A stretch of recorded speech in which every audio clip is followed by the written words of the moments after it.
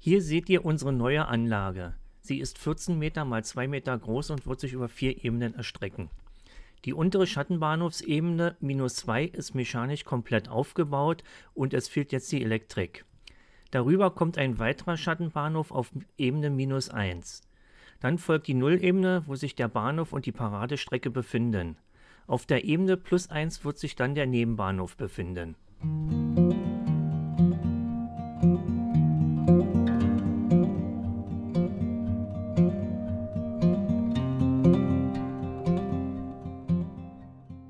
Als Anlagentrennung kommt eine Hintergrundkulisse zum Einsatz.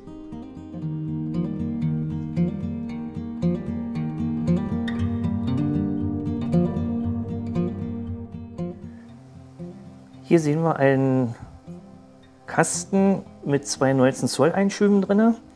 In dem oberen befinden sich die beiden Lenzzentralen für Fahren und Schalten.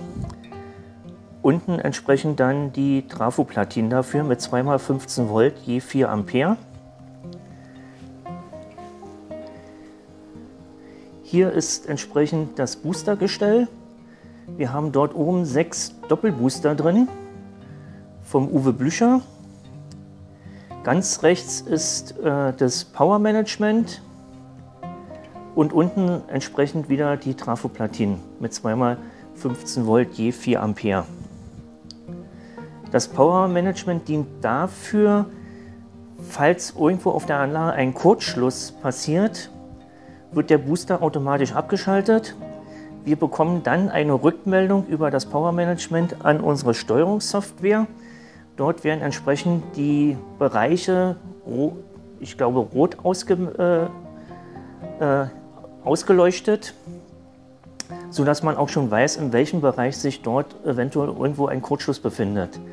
Dann kann man diesen Kurzschluss dann suchen. Wenn es ein entgleister Wagen ist, der das verursacht hat, kann man den wieder aufgleisen und über die Steuerungssoftware kann man dann den Booster wieder zurücksetzen und man kann dann wieder normal weiterfahren. Hier sieht man einen Teil der Steuerungselektronik.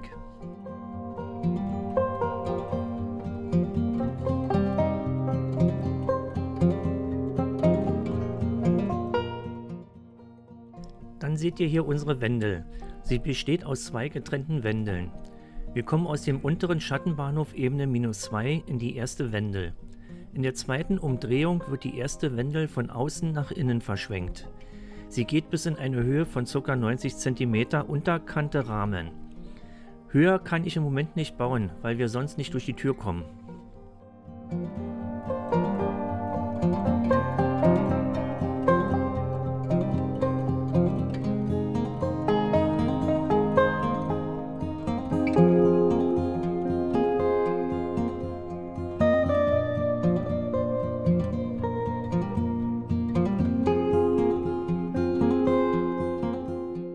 Hier ist die Ein- und Ausfahrt der zweiten Wendel in den sichtbaren Bereich.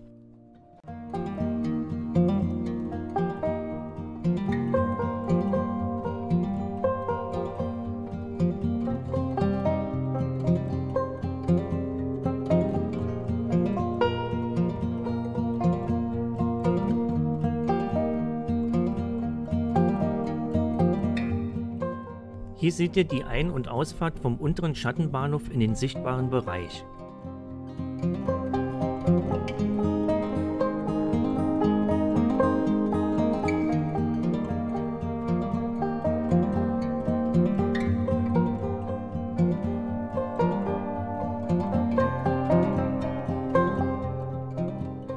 Dies ist die Ein- und Ausfahrt aus dem Schattenbahnhof Ebene -1.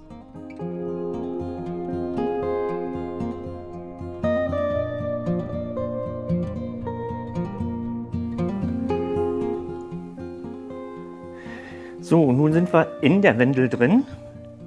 Hier hat der Andreas schon fleißig fast alles angeschlossen.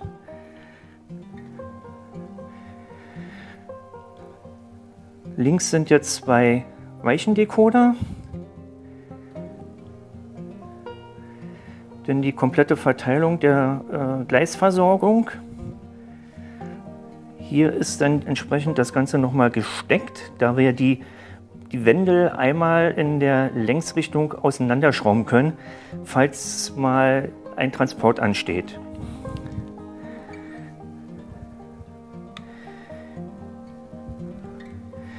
Hier haben wir jetzt 2 Belegmelder und rechts befindet sich das Kehrschleifenmodul, was noch nicht angeschlossen ist. Das wird dann in den nächsten Wochen noch passieren.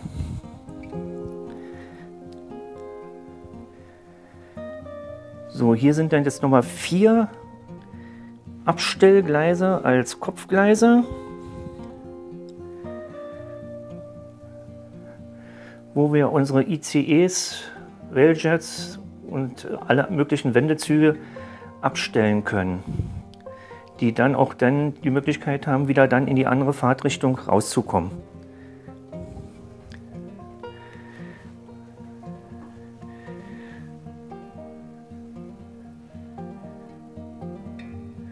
So, hier nochmal die Gleisverbindung von der Innenseite von der Wendel.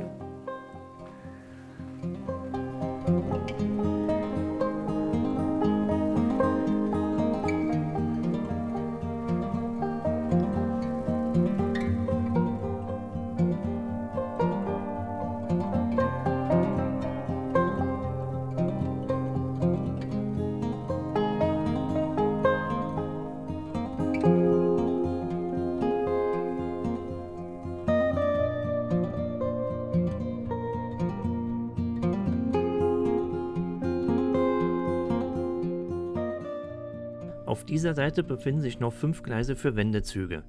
Diese gehen von der Länge bis in den Wendelbereich. Das kürzeste hat ca. 2 Meter und das längste ca. 5 Meter Länge.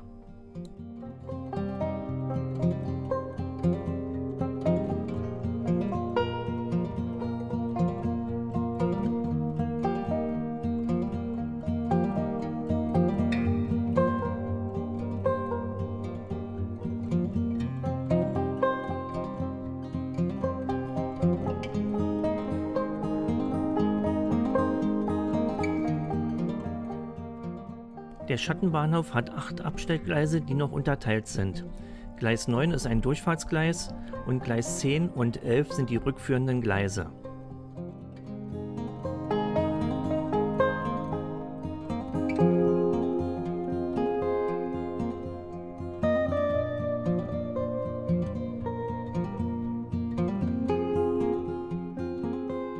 Hinter der Weiche fängt die Kehrschleife an.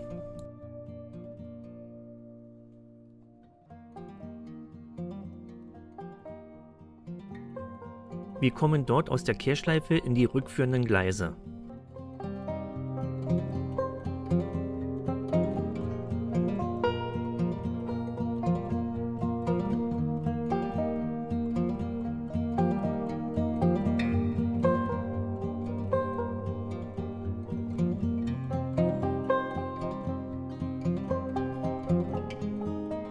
Am Ende des Segments haben wir eine Einfädelung aus einer späteren Erweiterung.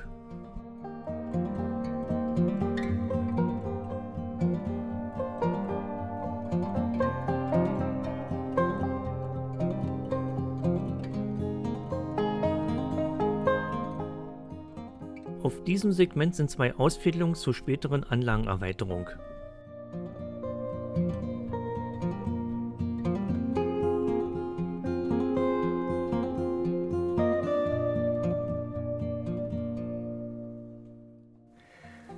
So, hier stehen die Segmente für die Ebene -1. Das ist der weitere Schattenbahnhof.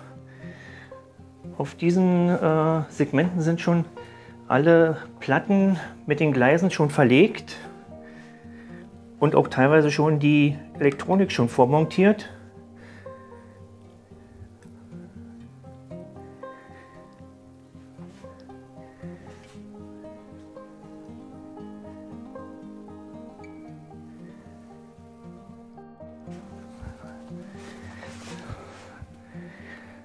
So, hier sind die Segmente für die Nullebene.